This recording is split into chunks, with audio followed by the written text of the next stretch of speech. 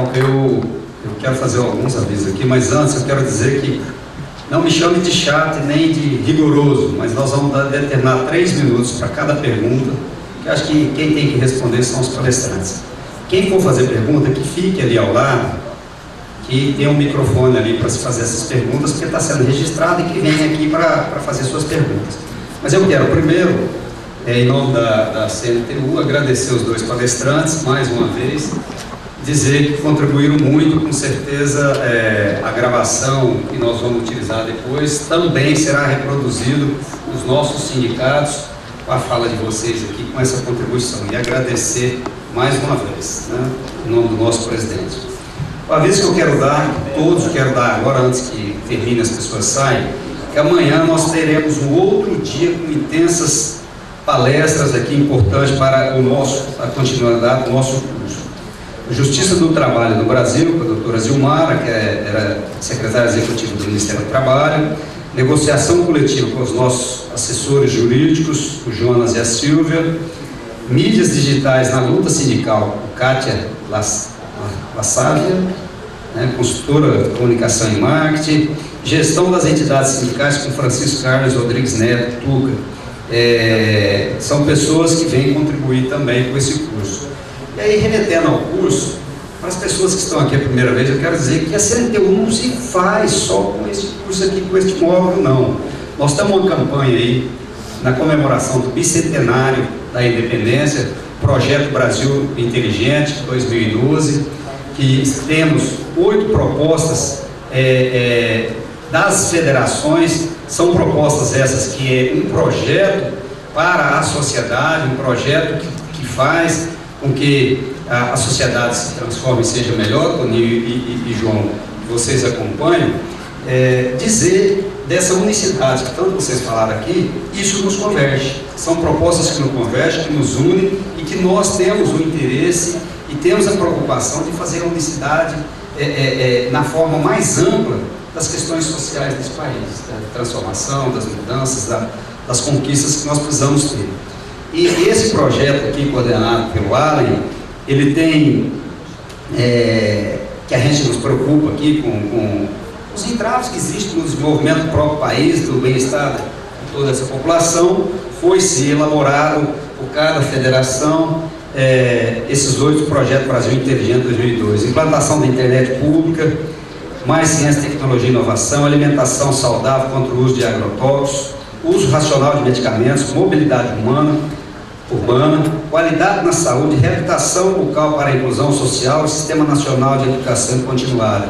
E a gente ainda tem outras propostas na CNTU para estar desenvolvendo ao longo dessa administração aqui, que vem ao encontro daquilo que eu já disse aqui, que é transformar esse país como as federações e a CNTU pensa, com a colaboração de vocês dois aqui, dos outros palestrantes. Então, mais uma vez agradecer e pedir amanhã que todos estejam aqui a partir das 9 horas para dar sequência. Gostaria que 3 minutos para cada pessoa que for perguntar, que já possa, Marcos, quem já deu o nome, fica de 3 em 3, nós vamos fazer 5 perguntas, eles respondem e depois mais 5 para a gente terminar. Bom, Eduardo Filgueira, Sindicato dos Médicos de Minas Gerais, eu não tenho propriamente uma pergunta, porque eu quero fazer uma participação, entendeu? Porque afinal, certo, exatamente. Eu acho que o mais importante, João, quando você fala da questão do trabalho, né? Porque trabalho é o que a gente faz para os outros, né? A gente faz para a gente, labor, né?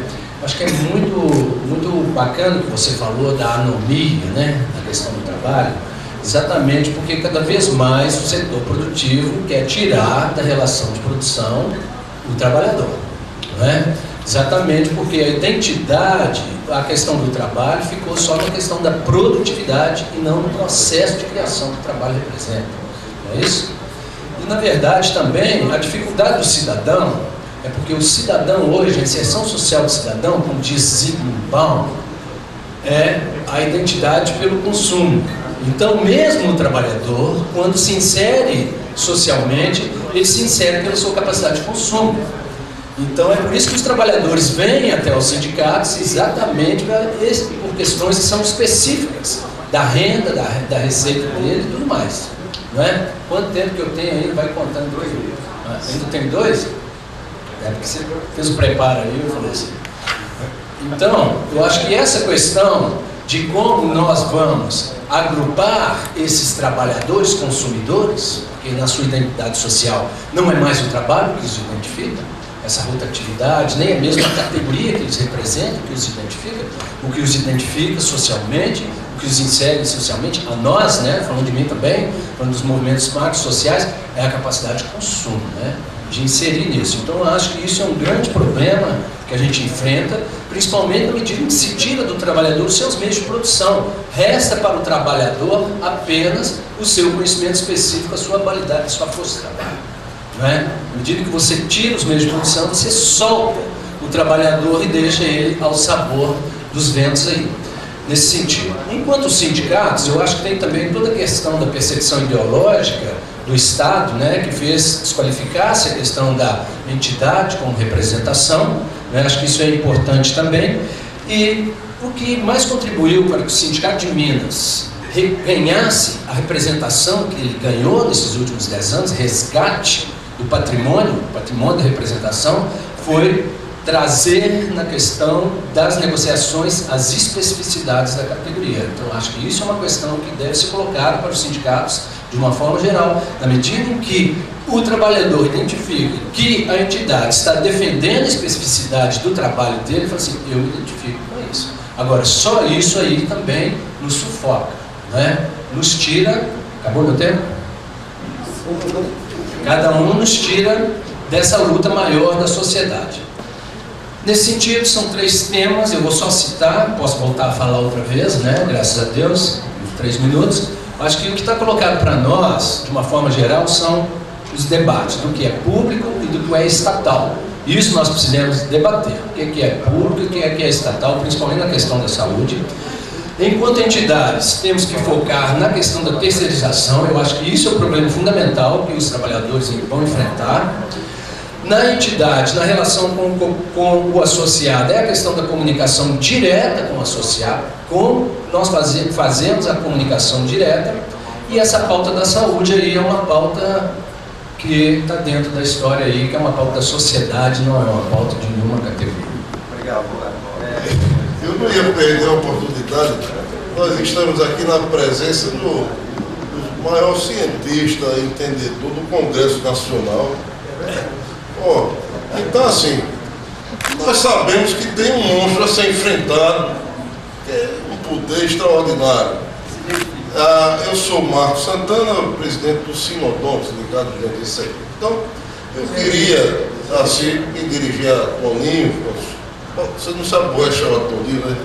Assim, que você esclarecesse a mim, talvez a todos os outros, como é a geopolítica do Congresso Nacional, quais são os grupos que dominam o Congresso Nacional e o poder do país. Quem são nossos inimigos? Os inimigos da saúde. Quem é o maior adversário das reformas importantes e necessárias que a saúde precisa fazer, do financiamento da saúde, da melhoria da gestão da saúde, da carreira da saúde, enfim, dessas demandas todas. E pincelasse também o porquê e como funciona a geopolítica do domínio do MEC no Brasil. Já que você falará sobre os grupos de interesse, quem domina o Congresso, quem domina o MEC. Por que que o MEC deixa acontecer tanto desmando? Porque falta MEC, tem outras profissões têm demais, viraram lixo. Então, isso não é papel de governo. E dizer também que iria esclarecimento sobre a questão da privatização.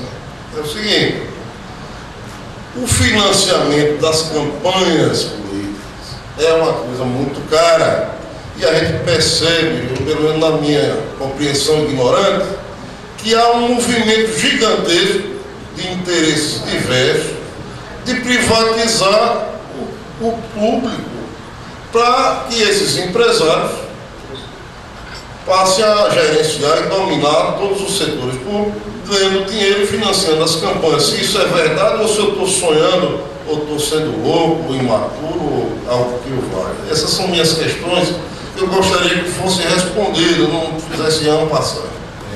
Rafael Azeredo, presidente do Sindicato dos Nutricionistas de Alagoas.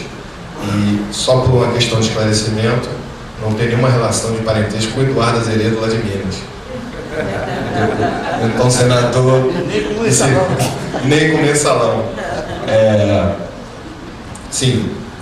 Primeiro, uma questão que eu acho que o João abordou, que eu acho de extrema felicidade e que eu acho que tem que configurar na pauta de discussão dos sindicatos, das federações e da CNTU, que é a renovação do movimento, que o nome movimento é justamente por isso. E aí eu acho que nós temos que nos aproximar do movimento estudantil, nós temos que trazer as executivas de estudantes, a gente tem que trazer os centros acadêmicos para discutir que, se eu estou aqui hoje, é justamente graças a essa aproximação.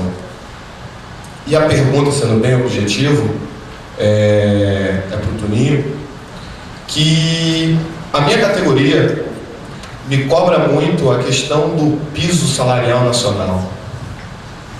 Eu, particularmente, eu tenho uma visão que não sei, me corrija se eu estou equivocado, é de que eu acho isso uma grande jogada de marketing, uma politicagem que eu acho muito complicado no piso nacional, num país de tamanhas iniquidades como é o Brasil. E aí eu queria saber, de fato, é viável? Né? Existe uma viabilidade? Né? A nutrição tem esse discurso do piso nacional, tem um projeto lá, a enfermagem, se eu não me engano, e outras categorias têm. Eu queria saber a viabilidade desse piso nacional para a categoria. Ô, João Guilherme, minha pergunta é para você. Muito se falou aqui da inflação do tomate, mas eu gostaria que você comentasse sobre a corrida que houve à Caixa Econômica Federal no mês de maio, mais ou menos, na época aí, quando para o resgate da Bolsa Família, não sei se vocês se recordam disso, durante vários dias. Quer dizer, como você interpreta esse fenômeno social? O doutor deixa eu começar, que eu já entro chutando essa. O falecido Brizola, a gente às vezes tomava vinho junto. Então, ele me dizia isso: olha, quem manda no cartoon? Você já viu no filme, na televisão? O cartoon vai indo assim, de repente vira quem manda no cartoon. Ele olhava para o céu, infinito, pensava: eu mando no cartoon, porque a cabeça do Brizola é parecida com a minha, eu mando, não sou eu. Bem, esse negócio da Bolsa Família é um caso clássico que logo depois da Segunda Guerra Mundial, os serviços de inteligência estudaram por conta mesmo do desenrolar da Segunda Guerra Mundial, que é o rumor, o boato.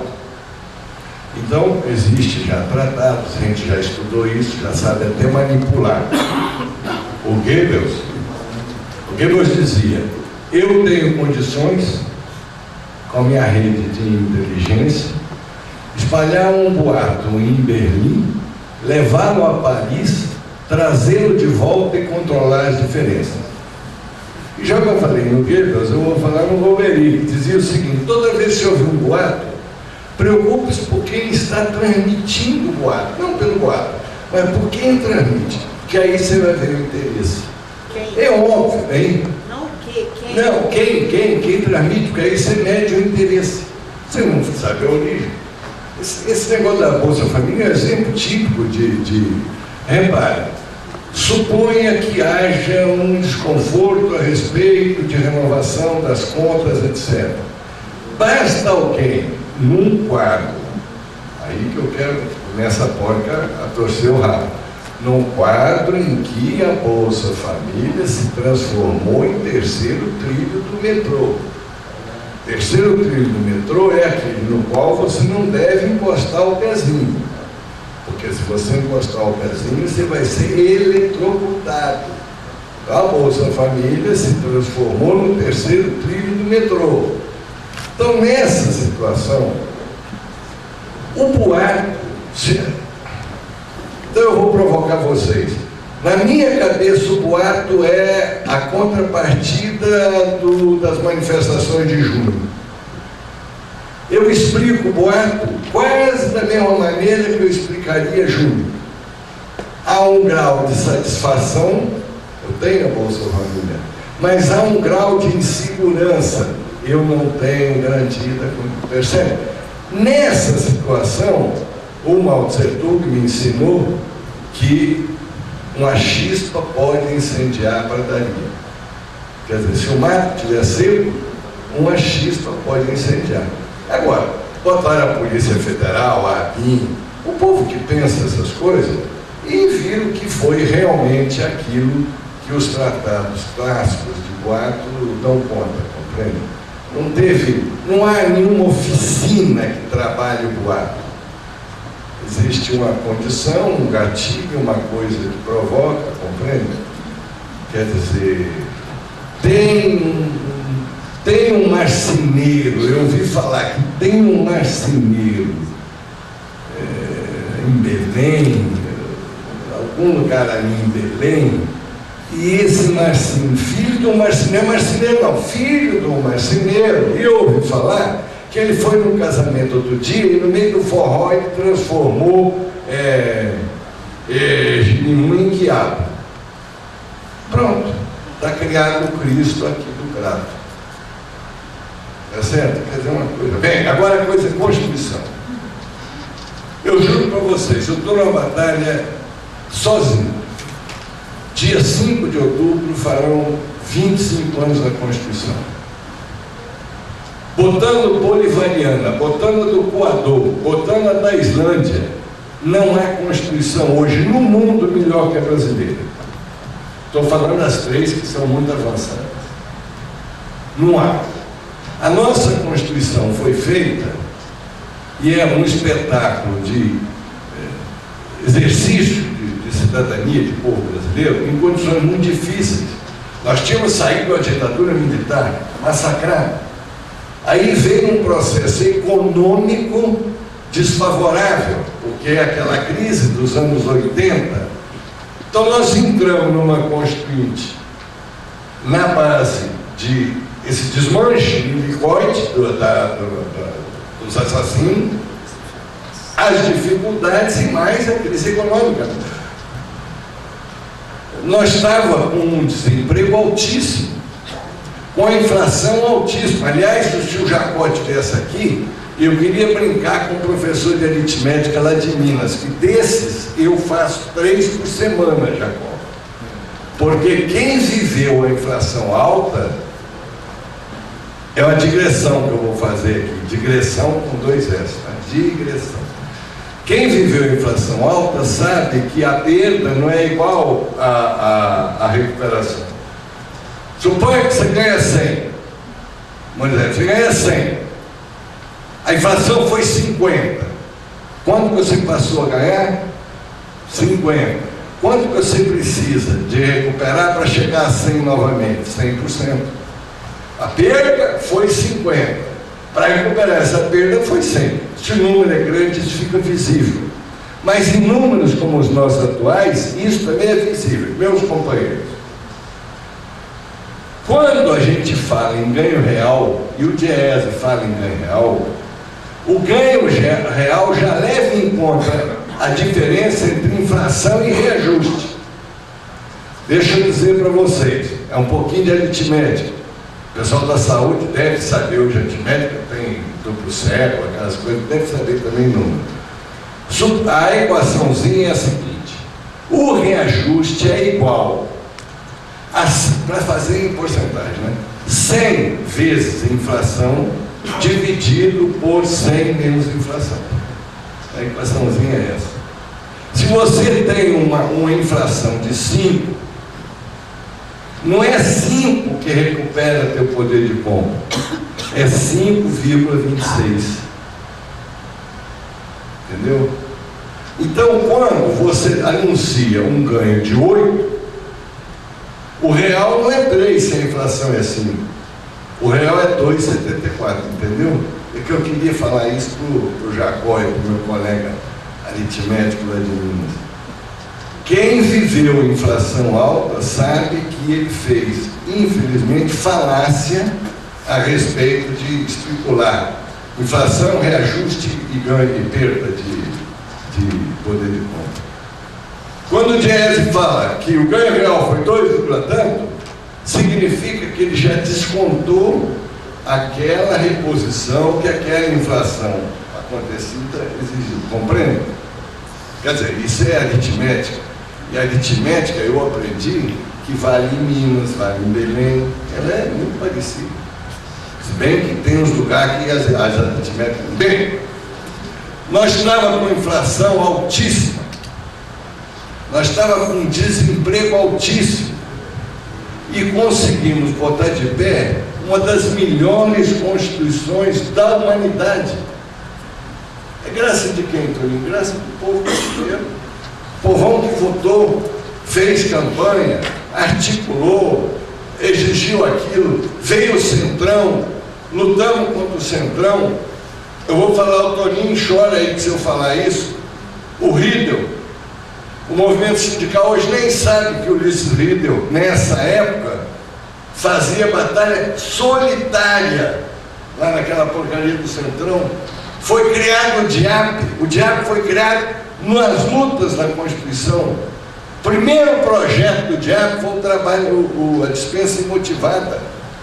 E eu digo para vocês uma coisa, Toninho não me deixa mentir, aliás, deixa assim. Nós lançamos o Quem Foi Quem na Constituinte, ela tinha sido promulgada dia 5, nós lançamos dia 8 de outubro, lembra disso, Toninho? A gente depois foi tomar um porrinho. Aí depois eu conto outra história. Dia 8 de outubro de 1988, o DIAP, o Alboré, o Cortez e tudo, nós lançamos o Quem Foi Quem na Constituinte. Sabe o que foi o Quem Foi Quem? Nós pegamos todos os constituintes e, à base de uma grade unitária de pesquisa, houve uma nota para aquele constituinte. Tanto que nós fodemos uma vez o Afif, no debate que ele teve quando ele foi candidato a presidente. A Afif estava todo pomposo lá, Turquinho Sacuna, assim, todo pomposo. Aí ele falou, Afif, qual foi tua nota no DIAP? Ele era zerinho, né? Zerinho. Aquilo acabou com a candidatura dele. Então, a Constituinte é uma coisa que nós temos. Eu, por exemplo, defendo, companheiros, que se o sindicato quisesse dar aula de cidadania, a aula seria o que é, o que vale e como deve ser aplicado na Constituição brasileira. Óbvio. O livro guia do brasileiro tem que ser a Constituição. 3 motivos. Primeiro, ela dá direitos, ela garante direitos. Segundo lugar, ela proíbe aquilo que nos é errado. E terceiro lugar, ela abre caminho para aquilo que a gente está precisando. Há um monte de coisas que ela própria é elemento de avanço. E eu quero fazer um elogio aqui. Sou um grande puxa-saco do poder. O vice-presidente da República chama Michel Temer. Michel Temer fez um artigo segunda-feira na Folha, para mim, fundante. Michel Temer faz um artigo dizendo 25 anos de Constituição. Viva a Constituição, viva essa efeméride. Nós tivemos a etapa da democracia política com a própria Constituição, da democracia social com os direitos que a Constituição luta para implantar. E estamos vivendo agora na época da democracia eficiente, ou seja, a população que é mais e melhor do Estado, que é mais e melhor do serviço público. Um artigo que eu recomendo para vocês, saiu segunda-feira. Acho então, Carrilho, que, honestamente, se o brasileiro quisesse comemorar algo esse ano, deveria, dia 5 de outubro, comemorar os 25 anos da nossa Constituição. E não brinque. Teve um companheirinho meu que entrou nessa onda de revisão constitucional, sabe? Um companheirinho até significativo para nós. Né? Revisão constitucional. Eu falei, meu companheiro, se eles vierem de buticão na Constituição, eles virão de buticão no artigo 7 e no artigo 8º, não tem dúvida, que é o artigo dos direitos e o artigo dos direitos sindicais. Aí diz, é verdade, não tinha percebido isso. Então, é isso que eu acho que era isso. Obrigado, João. Vocês viram aqui que eu não falei sobre a reforma política essa fala primeira exatamente porque estava focada aqui na agenda dos trabalhadores, a reforma política, embora tenha interface, mas não foi mencionada, mas é extremamente importante. Eu queria chamar a atenção para um aspecto do João, nessa luta contra a terceirização, foi importantíssimo a manifestação do TST, com sua composição de 26 ministros, são 27, como eu posso ontem, mas quando saiu essa nota tinha 26 em exercício. 19 dos mais progressistas aos mais conservadores assinaram uma nota contundente contra a terceirização. A ANAMAT, a Associação dos Magistrados do Trabalho, também fez uma nota extremamente interessante, um grupo de pesquisadores, a OAB. Então isso teve, na minha avaliação, um peso no sentido de dizer que não é aventura, não é um mero protesto das entidades sindicais, né, que tem outras pessoas preocupadas com os efeitos nefastos desse projeto. Vamos às perguntas. O Marcos Santana pede aqui para eu mencionar um pouco como se dão as relações lá no Congresso. Bom, em primeiro lugar, quem pauta o Congresso são governos. Pauta o Congresso são os governos. Ele tem, pela própria Constituição, iniciativa em absoluto, em quase tudo é iniciativa do governo. Matéria administrativa, iniciativa do governo. Matéria tributária, a maioria é de iniciativa privativa do governo. Matéria orçamentária, iniciativa privativa do governo. Servidor público e administração pública, matéria privativa. Só porque para os parlamentares, muito pouco, foi resultado disciplinado constitucionalmente. A gente ouve muito, e a imprensa a principal responsável por essa divulgação, que os governos vivem sendo derrotados no Congresso. A Dilma não teve nenhuma derrota no Congresso. Nenhuma. Outro dia eu vi um jornal do Globo dizendo o seguinte: no governo Dilma caiu mais de 20 MPs, no governo Lula só 7. Então o governo Dilma é pior do que o Lula. Sabe por que as MPs do governo Dilma caíram? Porque era um decreto, ela já tinha gasto o dinheiro, podiam cair mesmo, ou estavam sendo relatadas pela oposição, que queria botar uma árvore de Natal lá, arrumar despesa do governo, e ela deixou cair e enxertou parte dessas MPs e outras. Não prejuízo absolutamente nenhum. Código Florestal. Aquele assunto não é assunto de governo. Tinha 3 ministérios do governo com opinião divergente. O Ministério do Meio Ambiente com uma opinião, o Ministério da Reforma Agrária outra, o Ministério da Agricultura outra. Divide muito a sociedade e fica nessa especulação de que ganhou, que perdeu, etc. Nas relações de trabalho, tem muita ameaça, muita iniciativa do setor empresarial, mas eu cito aqui 10 leis que trouxeram benefício para o setor privado nos últimos 2 anos, 10. Que a gente também não valoriza, não chama atenção para isso. Mas como é que se organiza lá internamente o Congresso? O Congresso é o seguinte: o Congresso é a somatória de seus representantes lá. Como é que esses representantes são eleitos? Eles são eleitos num sistema eleitoral extremamente confuso, que você vota no candidato A e elege o Z, né, com coligações, as mais variadas, vota no candidato e elege o outro, com custo de campanha estratosférico, um escândalo de pessoa jurídica financiar a campanha, que a obrigatoriedade de devolver, ninguém financia ninguém pelos belos olhos. Os custos de imagem são absurdos. A pessoa que tem uma vida organizada não vai ser candidata a coisa nenhuma, porque vai desorganizar a vida dele. Já no passado era possível encarar na política, hoje não é mais. Tem muita denúncia de corrupção, mas nenhuma prova concreta de que alguém tinha dinheiro na conta ou mala cheia de dinheiro. Isso no passado era comum. Era raro você identificar, mas quando identificava, achava mala. Hoje você tem denúncia todo dia, mas não acha mala nem o dinheiro. Porque sofisticaram o sistema? Não. Porque há muita denúncia e pouco resultado. O sujeito promete, mas não entrega. Os controles funcionam efetivamente. O desgaste do próprio exercício do mandato. Quer dizer, o cara está lá, depende do líder para exercer. Então, lá você tem as grandes vertentes. Primeiro grupo de pressão forte é o governo, que tem o controle da agenda. O Henrique Alves disse ontem, o João mencionou aqui, vai centrais, eu estava lá, o seguinte: olha, nós vamos fazer uma comissão geral para debater terceirização, e eu prometo a vocês, estão dizendo aí que vai entrar amanhã, depois, prometo a vocês que não vai entrar rapidamente esse pauta. todo mundo lá aplaudiu, foi uma vitória, retardada. Só que ele prometendo ou não vai à volta. O presidente da República tem 3 projetos de regime de urgência que ela não vai retirar essas urgências. E o projeto que está bloqueando a pauta, ele só pode votar emenda à Constituição, MP ou os próprios projetos que estão bloqueando. Nada vota furando essa fila. E todos PEC, o quórum é a estratosfera, para aprovar é uma coisa muito difícil. MP é de interesse do governo, projeto de interesse do governo. Então o governo tem meios. O Henrique, quando diz lá, não vou votar tão rápido, faz a média dele, mas ele sabe que não vai votar, não é porque ele não tem vontade de votar, é porque ele foi presidente da comissão que flexibilizou a CLT. A Comissão do Trabalho, quando flexibilizou a CLT, o relator foi Zé Múcio, o presidente era ele.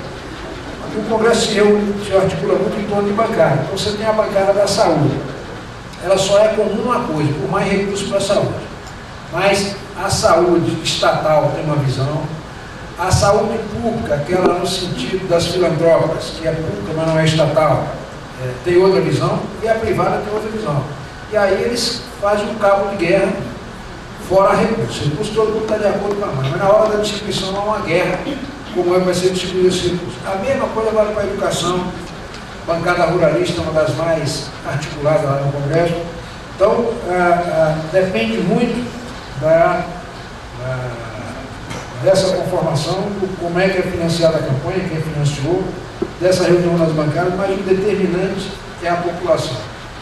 Quando o povo se manifesta, o Congresso costuma, em certa medida, reagir e acompanhar.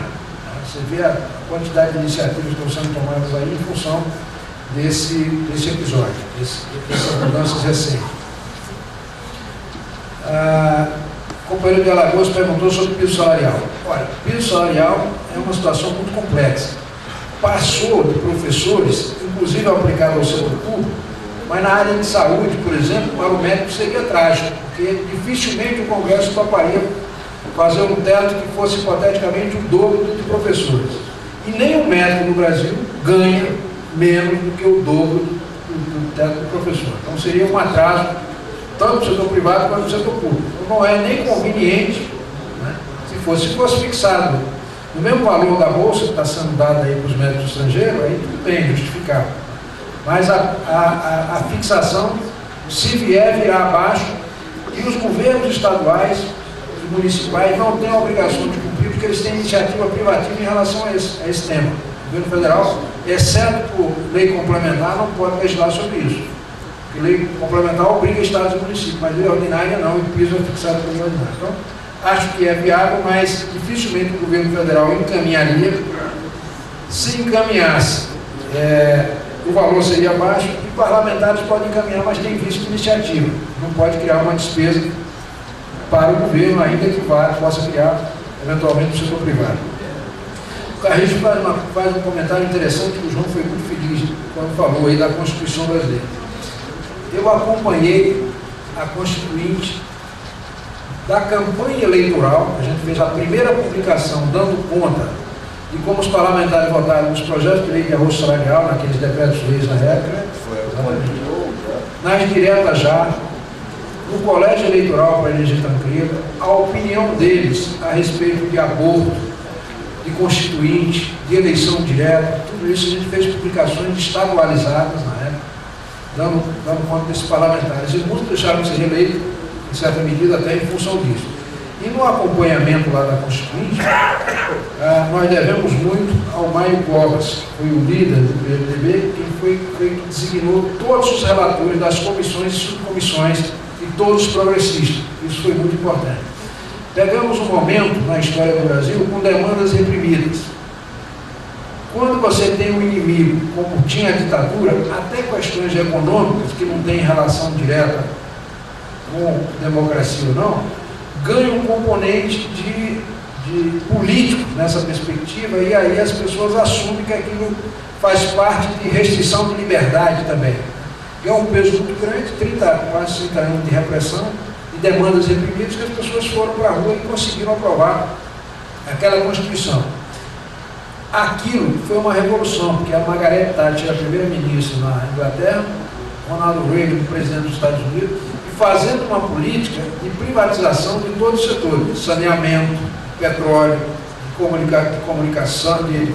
de energia, de saúde, previdência, tudo sendo privatizado lá, e o Brasil aqui na contramão da história, do ponto de vista deles, aprovando seguridade social, dando monopólio à empresa, que não existe em lugar nenhum do mundo, exceto nos países socialistas, dá um monopólio à empresa, porque o monopólio é uma união, ela decide se dá para uma empresa privada. No Brasil nós existe constitucionalizar todos os direitos dos trabalhadores. Para vocês terem uma ideia, para resumir a história, um ano depois foi feito o chamado consenso de Washington, aquelas 10 decários lá, das 10 medidas de desregulamentação do trabalho, da economia, etc., em reação à Constituição brasileira. Participaram dessa reunião chamada consenso de Washington 3 brasileiros. Bressa Pereira, que era ministro da Fazenda do Brasil. O Marcílio Max Moreira, que o sucedeu como ministro da Fazenda, que era embaixador do Brasil nos Estados Unidos. E o outro foi o diretor do Banco Mundial na vaga do Brasil, uma vaga lá, chamado Pedro Sampaio Malan, que por sua vez foi o sucessor do Marcílio Max Moreira. Então eles pegaram os ministros da Fazenda e treinaram os caras lá para fazer esse serviço que eles fizeram aí.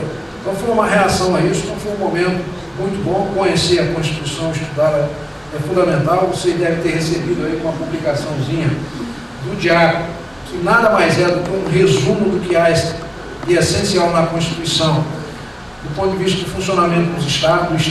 Não tem ali os direitos e garantias individuais. Não aprofundei muito esse aspecto, que ali é pétrea, não tem nem risco de modificação, mas os demais, ali tem um resumo muito interessante, que vale a pena ver. O comentário sobre o Bolsa Família, estou de pé no acordo com o João, e aqui eu queria, como o Murilo gosta muito de contar uma piadinha, contar uma engraçada, que apareceu o companheiro de Alagoas aqui, me ocorreu essa história. Não é imoral, não. Uma história que me contou foi uma alagoana. A nenhuma que eu contei foi imoral. Pois é, exatamente. E aí disse que o sujeito era um magistrado, precisava de um segurança porque ele estava sendo ameaçado de morte. Precisava de alguém que pudesse defender em toda e qualquer circunstância. Se tivesse que atirar, teria que atirar, né, para se defender. Se tivesse que enfrentar o cara, a porrada tinha que enfrentar. Aí o cara falou, tá bom, eu te consigo. Aí chega lá com uma alagoana, 1,55 m, magrinho e tal, disse, esse é o homem. Disse, por amor de Deus, eu preciso de alguém que possa me defender. Ele disse, não, ele é terceiro dan em karatê. Disse, não, mas eu não acredito que esse homem possa me defender. Meu amigo, você tem coragem de matar alguém? Disse, doutor, coragem não tem não, tem costume, né?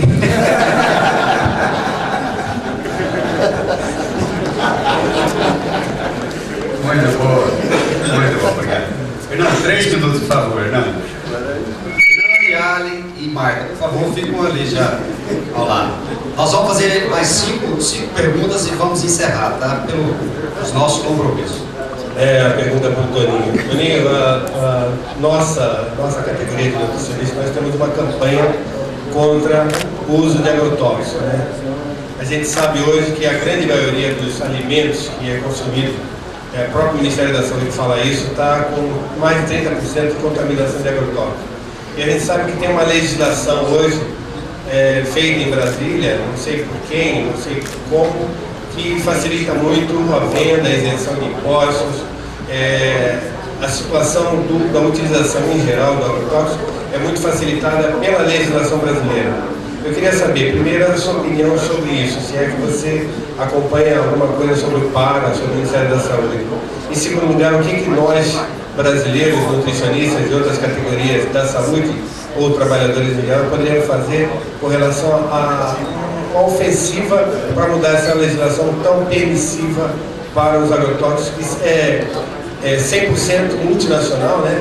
São empresas que mandam no mundo, 90% da produção mundial está restrita a 11 empresas no mundo inteiro, e tem também o detalhe, elas gozam de isenção fiscal e elas faturam mais de 8 bilhões de dólares ao ano porque elas conseguem ficar com monopólio.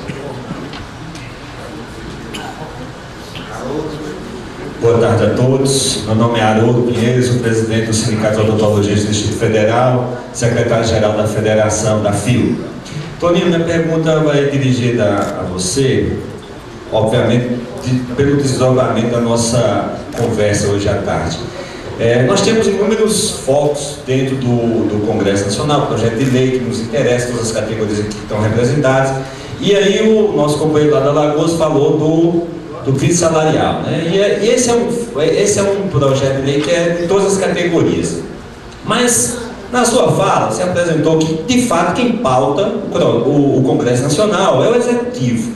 E eu te pergunto, até onde vai a nossa força diante da Câmara, se quem pauta de fato é o Executivo? Vale a pena a gente ficar insistindo nisso como entidade sindical, ou se a gente primeiro pacifica isso com o Executivo e depois vai para a Câmara? Porque parece um trabalho de formiguinha que não acaba. É isso que eu queria, só um esclarecimento da sua parte. Obrigado.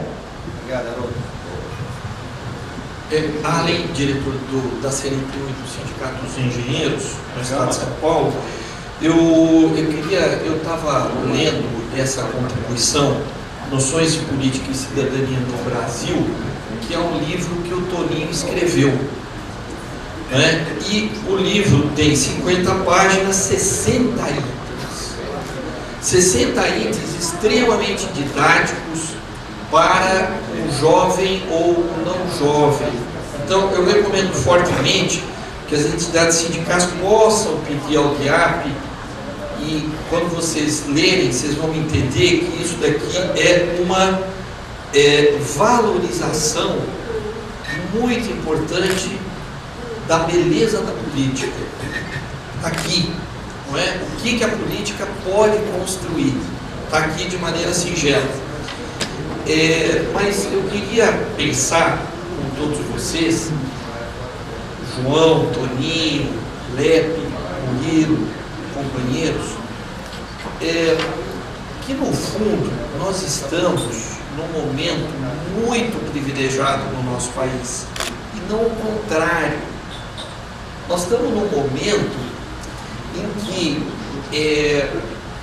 o povo brasileiro sabe, 84, ditadura, eleições diretas, mobilização de 50 milhões de pessoas na rua, maior mobilização da história do país, derrotamos militares. 10 anos depois, inflação 100% ao mês, 7 planos salvacionistas, plano real. Estabilizamos a economia. Teve lá seus ajustes, suas perdas.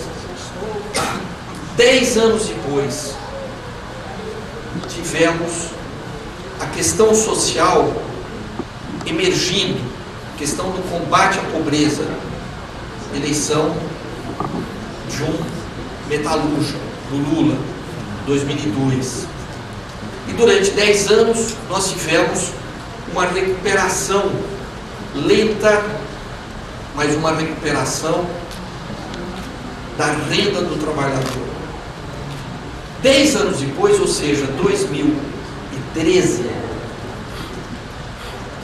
nós temos o início de uma compreensão do povo brasileiro de que nós precisamos melhorar os serviços públicos do país. Esses serviços públicos, eles foram horizontalizados na Constituinte. A Constituinte foi uma fantástica plataforma de ampliação dos direitos sociais aos brasileiros. Então, o que nós vamos esperar dos próximos 10 anos? Eu acho que essa batalha pela melhoria dos serviços públicos, que eu vou antecipar o resultado. Nós vamos ganhar essa batalha, porque o povo brasileiro, toda vez que ele se colocou um objetivo claro, ele vai lá, aos trancos e barrancos, que ele diz o Darcy Ribeiro, o mineirinho cuca espetacular, ele vai lá e marca o gol de placa. Portanto, a CNTU, as nossas federações e os nossos 100 sindicatos filiados, eles têm uma missão extraordinária. eles têm uma missão do quê? Empurrar isso acontecer, ajudar a compreensão das pessoas, inspirar os corações e mentes. É isso. Eu acho que cada dirigente que está aqui tem, eu acho que um programa para os próximos anos extremamente privilegiado. Obrigado, Ari. Uma pergunta um pouco, não só para a mesa, mas também para todos nós, né? Ouvindo essas reflexões, eu vi e vejo que hoje nós, enquanto movimento sindical, temos uma identidade plural, diversa, crítica, inclusive, e reflexiva. Agora, assim, aí eu pergunto para a mesa, especificamente, dentro desse cenário que nós vemos hoje, inclusive a gente está aqui num curso de formação sindical, nós temos uma identidade, mas há uma dificuldade dos trabalhadores de se identificarem com a identidade sindical das mais variadas. Por exemplo, isso se reflete nas nossas assembleias locais, se reflete no chamamento que nós fazemos enquanto sindicato dos nossos pares, das nossas categorias, e vai refletindo no avanço das lutas, nas convenções coletivas e na aprovação ou no repúdio de leis lá no Congresso Nacional. Então, essa participação que muitas vezes pode ser não entendida como uma não identificação como um movimento sindical, né? E aí a gente vê um movimento social que não se identificou nem com partido, nem com o movimento sindical, que foi às ruas legitimamente, um grito, às vezes, que não sabia nem porquê, né? Mas estava lá, protestando não sei pelo quê. Então, eu pergunto, né? A identificação com o movimento sindical é uma retórica culposa ou é uma retórica que nós devemos fazer crítica sobre o que nós ainda pretendemos como movimento sindical? Para que a gente não fique discussando entre nós, até que a gente faça a reflexão de que nós estamos envelhecendo e não estamos conseguindo substituir aqueles que possam dar demanda nessa luta sindical daqui a 20 ou 30 anos daqui para frente. Então, essa é uma pergunta que gostaria de ser respondida. Obrigado. Obrigado, Márcio. Fernando, por favor. Boa tarde, eu sou Fernando Palmezan, da Federação Nacional dos Engenheiros.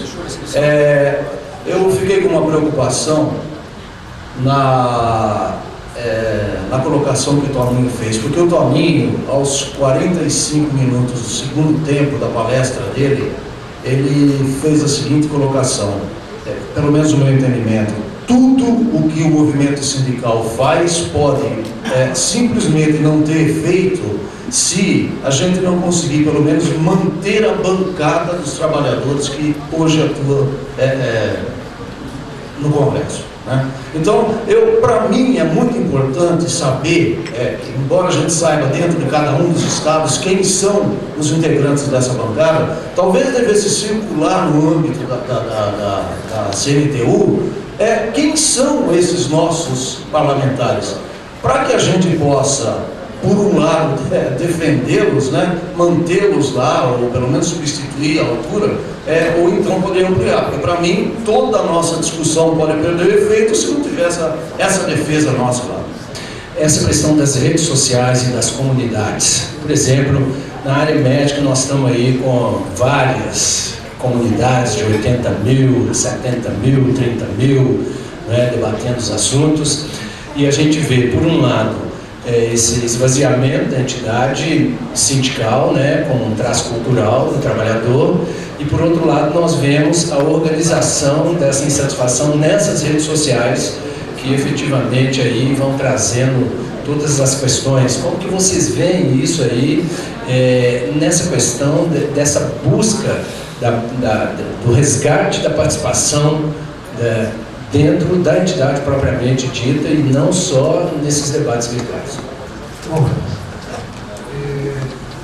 a primeira indagação desse bloco aqui foi do Hernani, muito interessante. De fato, um país que tem 2 safras e meia ao ano, como o Brasil, o uso de agrotóxicos realmente tem sido intensivo. E os manipuladores desse processo usam uma linguagem muito mais palatável, que em lugar de mencionar agrotóxicos, fala de defensivos agrícolas, né, para suavizar isso. E tem interesse do Ministério da Agricultura e da Anvisa no sentido de deslanchar uma campanha para reduzir o uso de agrotóxicos no Brasil e proibir a importação de alguns deles. O problema é que não há ressonância, não há espaço na sociedade que dê a essas autoridades o suporte dispensável para fazer esse enfrentamento, considerando que esses laboratórios todos são grandes financiadores de campanha. Então, se há uma pressão social, o velho Lula dizia para o movimento sindical, mas olha, tem um bocado de coisa aqui para dar para você, agora se vocês não fizerem marcha, manifestação, tem uma coalizão aqui que só de gente conservadora. Se não tiver um respaldo mínimo para eu chegar e dizer, olha, estou sendo pressionado, não posso fazer nada. Então é isso que está faltando, quer dizer, um movimento que não precisa ser violento, sair quebrando, como aquele francês do bigodão que teve aqui fazia, né? Governo, se fudeu, né? Mas pacificamente mostrar o que isso implica do ponto de vista da saúde pública. O Haroldo pergunta se vale a pena trabalhar no Congresso, já que o Executivo é que pauta. Pois é. Se é o pai que decide, a gente só fala com ele, não fala com a mãe e com os filhos? Será que os filhos e a mãe não têm capacidade de influenciar o pai fortemente?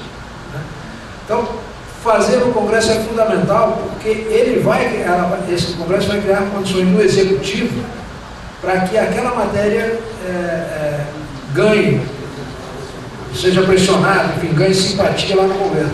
Conheço muitos parlamentares que, em lugar de apresentar um projeto, encaminha para o Executivo e pede para o Executivo encaminhar. Muitos aprovam no Congresso com visto de iniciativa, com todos os problemas, para forçar o governo a se manifestar sobre esse assunto, criar um constrangimento. Então esse movimento é válido, tanto trabalhando junto ao governo, que é mais difícil de sair alguma coisa, quanto via Congresso, que pressiona o governo e o governo finda atendendo a essas pressões do Congresso. Então, um trabalho, sem dúvida nenhuma, é muito válido, porque ele cria o ambiente adequado, com pressão de uma instituição no sentido de fazer com que o Executivo tome a iniciativa, enfim, ou sancione o projeto. O Alan menciona um momento privilegiado que se vive, e realmente é um momento extremamente importante. O que é curioso é o seguinte: cada governo tem a sua agenda. Cada momento histórico tem uma agenda que, se o governo não estiver em sintonia com ela, é destronado. Então você pega, por exemplo, o governo Sarney. Sarney é avaliado como todo mundo que vê o Sarney, associa Sarney a desvio de conduta, associa Sarney à hiperinflação, né, aquele período. Mas Sarney foi um dos grandes estadistas desse país. Sem ele, a transição democrática não teria se viabilizado. Naquelas circunstâncias, lá, qualquer um de nós não teria a casca dura para aceitar o tipo de crítica que sobrecaiu, que houve sobre ele, e numa Constituinte se interferir em duas coisas só. O mandato, que era de 6 anos, que iam reduzir para 4, e ele não aceitava reduzir 1 ano para 5, mas para 4 não, e ganhou. E o outro, naquela circunstância, e acho que para hoje também, era adotar o parlamentarismo, um parlamento financiado pelo setor privado, é trágico. O parlamentarismo no Brasil, naquela circunstância, como estava sendo proposto, seria trágico. E ele foi lá e ligou pelo presidencialismo acertadamente. O presidencialismo tem, no caso brasileiro, tem uma burocracia profissionalizada que é muito correta, muito zelosa do interesse público.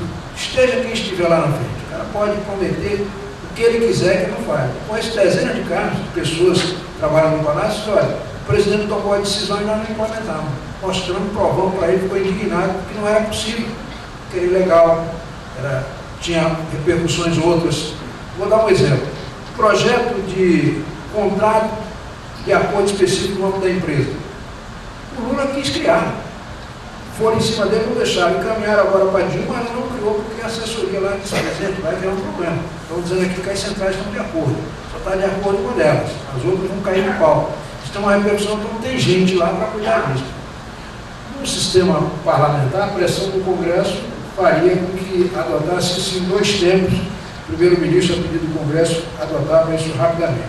Então, cada governo, voltando aqui, teve a sua agenda, aí você pega para o Collor. O Collor, as mudanças de estrutura, as reformas estruturais e a abertura da economia partiram de lá. Foi ruim ou bom para o Brasil? Isso é uma avaliação que deve se fazer. o governo Fernando Henrique Itamar, estabilidade econômica. O do Lula, inclusão social, fez pela via de políticas afirmativas.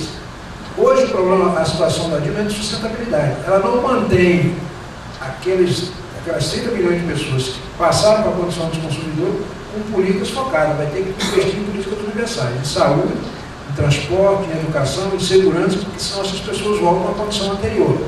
O desafio é muito maior, por isso que eu acho que o Alan tem toda a razão, que deve se ligar, porque o ambiente favorece a essa linha de atuação. A Marta, pelo que eu entendi, parece que não gostou muito do que eu falei aqui. Não, gostei, eu só discordei. Uma crítica que teria sido feita ao fato de que tem muita gente que quer justificar a qualquer custo ou negar que houve influência do poder econômico, da mídia, da oposição, né, e de outros interesses na divulgação que levou a essa situação de insegurança que, por sua vez, levou às ruas. Então, acho que os jovens participarem é fundamental, é importante, não se deve, pode se hostilizar pela participação, isso é muito importante. Agora, não se pode, porque meu filho participou, dizer que é certo, que é correto, que não houve manipulação, que não houve interesse escuso, que tudo é uma maravilha.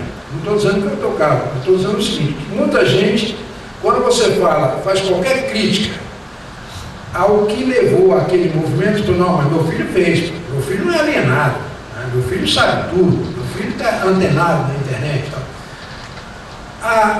Quem derrubou o Collor foi o poder econômico ou foram os estudantes? Eu digo para você, foi o poder econômico.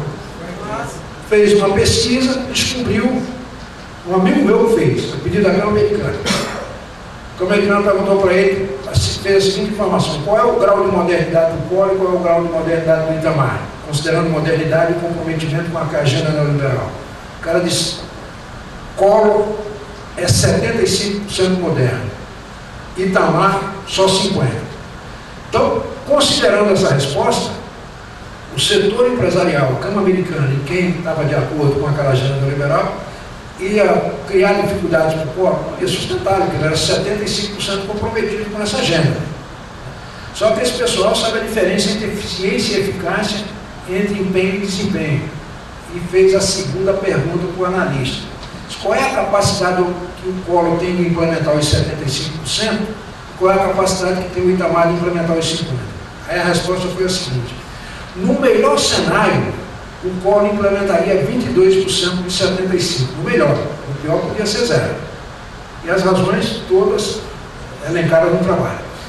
E Itamar, sem nenhum esforço, portanto, o piso do Itamar era 75% dos 50%. Quem sabe fazer conta, 75% de 50% é muito mais do que 22% de 75%. Logo, usaram os braços e nos entregaram. Nós fomos lá para a rua para defender o Collor. Se o Collor não tivesse sido impedido, na eleição seguinte, o Lula teria sido eleito presidente da República. Se isso é bom ou ruim, eu não quero nem discutir. O que eu estou dizendo é o seguinte: é que você tem uma situação que as pessoas são manipuladas sem perceberem que são. Todo mundo, se pegar o cara pintado da época, vai dizer: fui eu que derrubei. E foi mesmo. Pela primeira vez se votou o voto aberto, mesmo a Constituição dizendo que é fechado, para o presidente da República. Porque havia conveniência, era interesse.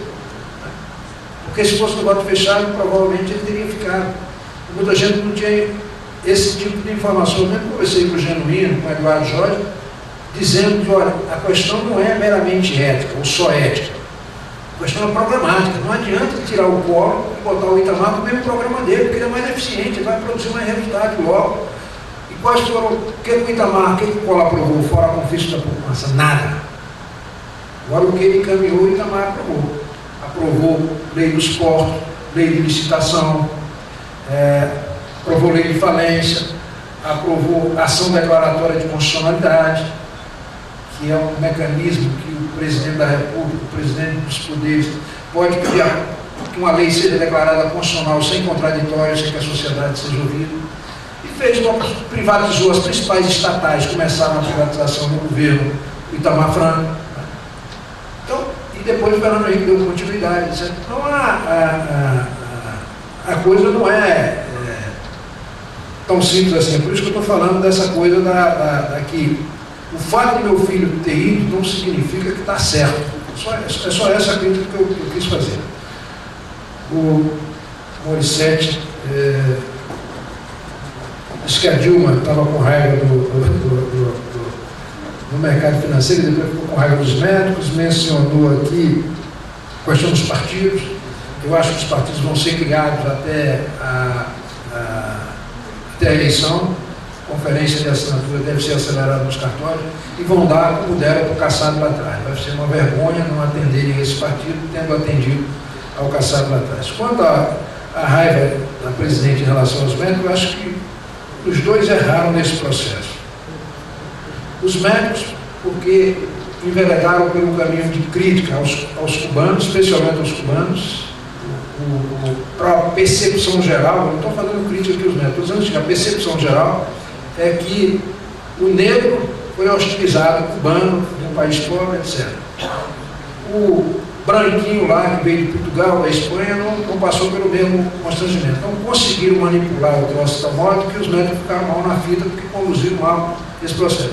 E o governo, porque nunca investiu em saúde preventiva no Brasil, e era fácil mostrar isso, os médicos denunciarem isso. Mas esse episódio da vaia prejudicou enormemente, e a sensação que fica é que quem perdeu a presidente está bem na fita, e quem perdeu a guerra foram os médicos nesse processo. Uma situação a ser pensada, estudada, montar a melhor estratégia de como enfrentar isso sem parecer antipático perante a opinião pública. Porque o problema é esse, que a prioridade do governo é formar médicos só voltados para utilizar equipamento de quinta geração e a medicina preventiva zero. O governo não estimula isso. Isso é uma coisa que é interessante os médicos chamarem a atenção, porque olha, nós não estamos focados nisso, porque não é política do governo isso. O governo não tem mercado para esse pessoal. Vou dizer mais uma coisa, não foi oportunista nesse negócio dos médicos, essa MP está lá, eu sou amigo de quem fez. Há 8 meses na mesa da Dilma, o Padilha chegou lá, presidente, e a MP da importação de médico? Quero falar nisso não, isso é problema, quero conversa com isso, empurrou o tempo inteiro. Aí chegou um momento em que o mais médico vira a joia da coroa, porque ganhou na opinião pública, os médicos eram antipatizados. Nota, ele falou que tudo é relativo. Eu tenho o maior orgulho de ter dado 10 para uma mulher do DEM, do PFL lá do Rio Grande do Norte, Vilma Maia, de ter dado 10 para o Renan, porque se não fosse eles, o seu direito está lá, em relação, como trabalhador, como servidor público, a Seguridade Social, como a conquista, não teria sido aprovado, porque ele votou progressivamente. E teria, no lugar disso, sabe o quê? O que o AFIF defendeu, comercialização de sangue. Você não tem banco de sangue público para qualquer cidadão chegar lá e poder ser atendido, tem que vender, e aí ia comercializar, uma mercantilização. Se as pessoas ao longo do tempo mudam de opinião, não anula o contexto histórico como elas se portaram. Acho que os nota 10, independentemente do que estejam fazendo hoje, na época, no momento histórico, tiveram um papel, a minha avaliação, fundamental e que deve ser reconhecido, naquele momento histórico, uma participação importante. Bancada sindical que o Fernando menciona. Só em São Paulo, tem lá o Bezoino, Vicentinho, o João Paulo, o João Dato, o Roberto Santiago, o Paulinho, o Arnaldo Faria de Sá, só para dar exemplo aqui. Todos esses aqui podem estar fora da próxima eleição, se não houver uma mudança desse quadro. O Paulinho teve lá 30 mil votos na última eleição para prefeito, né? Se recuperou naquela MP lá do esporte, está criando um partido, se tiver aliança, pode voltar. Mas tem dificuldade, né? O Roberto Santiago mudou de partido, João Paulo está com os direitos políticos suspensos. João Dado está no PDT, na última eleição teve dificuldade. O cálculo de campanha dele é que na próxima não dá, se não tiver apoio de segmento. Vicentinho e Bezoino foram os únicos da coligação deles, e só foram porque o Tiririca deu 1.600.000 votos. O Arnaldo Faria de Sá está na rabeira. Então, é uma situação realmente complicada. Isso eu sinto que cada Estado prova isso. Se não houver um investimento, uma participação, vai reduzir. E se reduzir, nós vamos ficar muito mais frágil lá. Outros parlamentares, sem vir que o movimento sindical defende, mas não tem o mesmo nível de compromisso. Entre defender o interesse do sindicato, quem financiou a campanha dele, não tenho dúvida que ele vai ficar com o interesse de quem financiou a campanha. Já o sindicalista não, ele vai priorizar o compromisso de classe, de origem, etc. A pergunta do último companheiro, eu deixo para o João responder e concluo aqui então a minha participação agradecendo a paciência de todos vocês. Muito obrigado.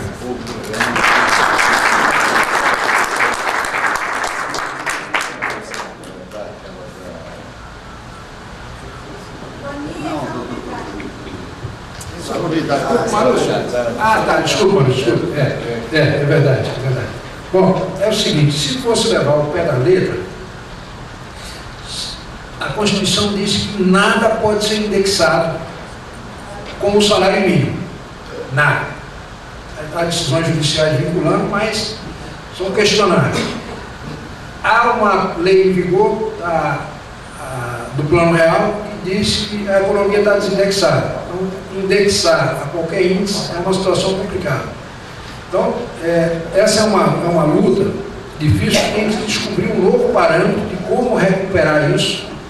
Talvez um percentual da própria remuneração, mas não pode fazer um link com o índice oficial, nem inflação, nem salário mínimo, porque isso fragiliza. De qualquer maneira, tem que ser pensado, eu não tenho essa solução, tem que ser pensado como é que se caminha isso, desse ponto de vista. De qualquer maneira, essa questão da insalubridade, ela tem duas dimensões que devem ser, está muito presente ali. Uma é que, até hoje, no setor público não foi regulamentada, por exemplo, a aposentadoria especial decorrente do exercício de atividade nociva à saúde. É como se o cara que é radiologista no hospital privado, que se aposenta 10 anos mais cedo, ele não tem as mesmas imunidades que tem um radiologista servidor público. Ele tem que esperar mais 10 anos exposto àquilo e aquilo, em tese, não afeta a saúde dele. É um absurdo completo. Né? Tem que regulamentar e trabalhar preventivamente para eliminar completamente esse risco. Mas enquanto ele houver, tem que usar os equipamentos adequados e pagar por essa redução de expectativa de vida que é o correto, que acontece concretamente. Tem que verificar qual é o melhor indexador. Se os juízes não estão dando adequadamente, na minha avaliação, estão errando nesse encaminhamento. Acho que teria que, efetivamente, estabelecer algum tipo de parâmetro, talvez um percentual da própria remuneração, como prevê a CLT. Obrigado. Eu vou falar rápido, porque eu estou com muita pressa para arrumar. Formal e informal. Não, desculpe, João, quando eu falei informal, acho que eu errei, que na pressa eu expliquei. Esse profissional que trabalha com contratos... Não, formal e informal depende muito do contexto ou das instituições. Por exemplo, nos Estados Unidos, só é formal o trabalhador que for filiado a um sindicato e que o sindicato tem um contrato de trabalho. Fora disso, os milhões de trabalhadores norte-americanos são informais. Na Alemanha, só é formal o trabalhador alemão das grandes empresas.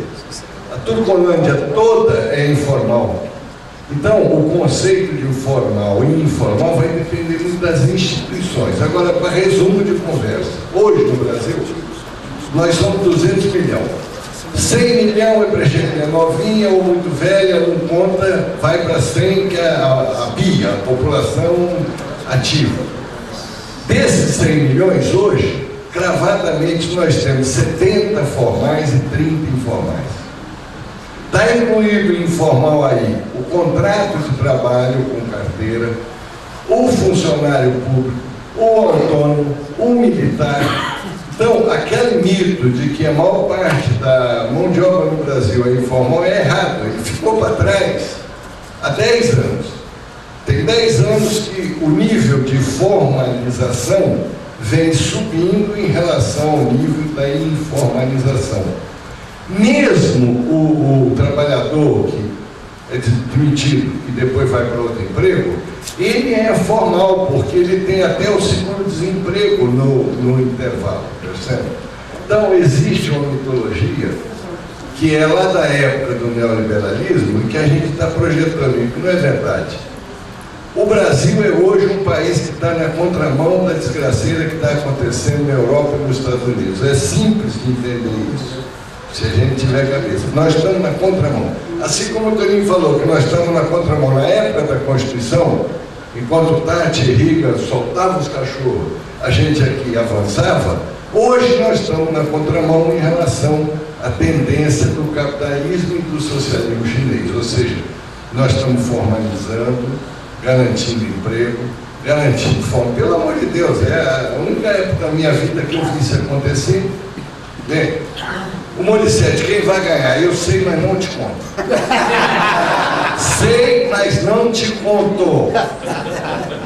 Quanta questão do quem foi quem.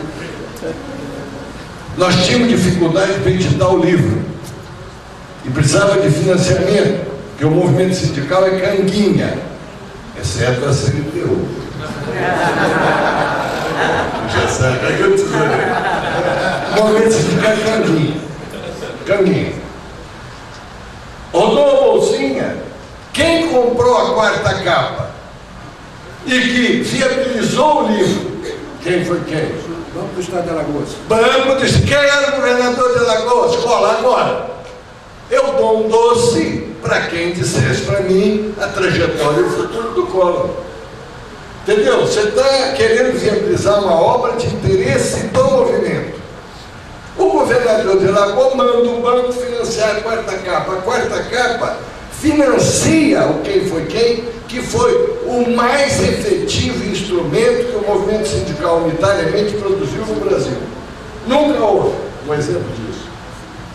E aí, 10 anos depois, mas foi o Collor. Mário Covas foi o único constituinte que nós admitimos que não publicaríamos a nota. Por uma razão muito simples, isso foi conversado e combinado unitariamente. Ele presidia. Presidindo, ele não votava. Quando você fosse fazer a conta das posições, ele teria zero, porque ele não tinha votado. Era ou não era uma injustiça? Foi o único.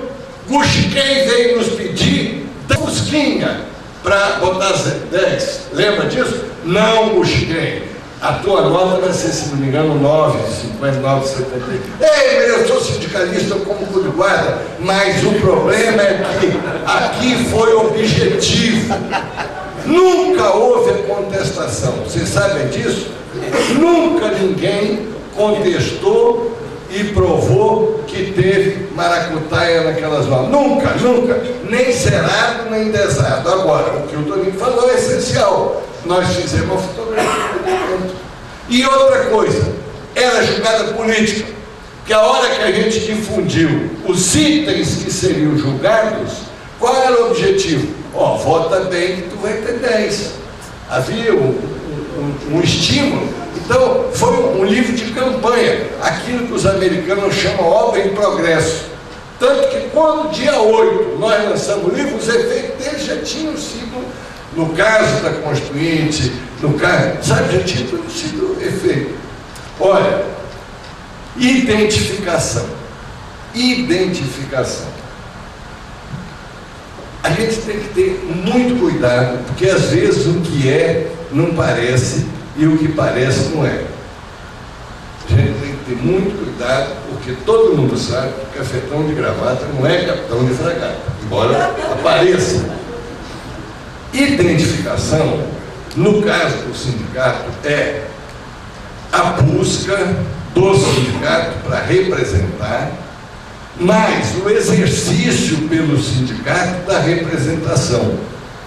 Por exemplo, na mancha vossa de profissionais de formação universitária, há todo um pasto verde de representação que não é apenas o recurso, a contribuição, o imposto sindical, que é a ser cumprido, que é o papel do sindicato, que é a instituição sindical. Então, se você, como sindicato, utiliza as prerrogativas da Constituição. Por exemplo, quando a federação pediu a CNTU que entrasse com a DIN, ela está pedindo, no caso do médico, ela está pedindo que a CNTU use uma atribuição constitucional da CNTU, que é o poder de fazer a DIN. Não é todo mundo que tem poder de fazer a DIN, não. Eu não tenho. A Associação dos Cabrobó não tem. Tem que ser uma confederação. Então, eu acho que a equação da identificação, ela passa em primeira mão pelo exercício da representação que só o sindicato pode ter. Representar. E aí bloquear, entrar com ação, fazer mobilização, isso tudo decorre disso. Não há uma identificação abstrata, não é uma identidade no sentido A igual a A. Isso não diz nada. Eu volto para a aritmética lá. A igual a A não quer dizer nada. Eles chamam até de trivial, uma equação trivial. A identidade, no fundo, pressupõe algum tipo de diferença. Sabe qual é a diferença? O sindicato tem poder constitucional e o trabalhador tem o poder de eleitor, ponto. Essa é uma identidade de diferença, mas eu acho que é a grande batalha. Rede social, vocês vão falar amanhã, porque vai ter a companheira que vai falar sobre rede social. A questão que você fala, eu acho que é pertinente na discussão amanhã. Gostei muito de ter participado. Desculpem as brincadeiras. Eu sei que eu não falo palavrão, sou uma pessoa cortada, educada, quase viado.